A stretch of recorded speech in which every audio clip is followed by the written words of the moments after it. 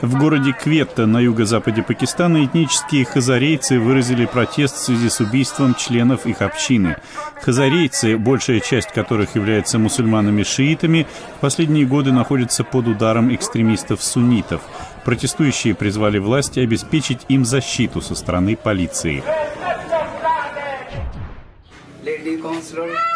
В Пакистане кандидат-трансгендер по прозвищу Первес Бэби имеет шансы добиться успеха на местных выборах в провинции Хайбер-Пахтунхва 30 мая.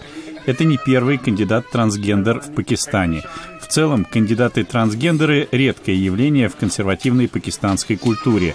Трансгендерам было запрещено голосовать на выборах до того, как Верховный суд в 2011 году не снял этот запрет.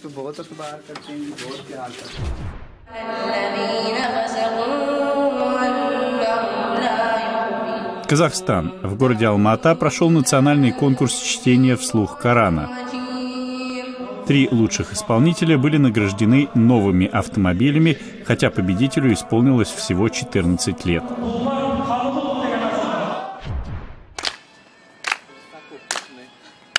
В Сараеве молодые музыканты и танцоры готовятся к визиту Папы Римского Франциска в Боснию и Герцеговину.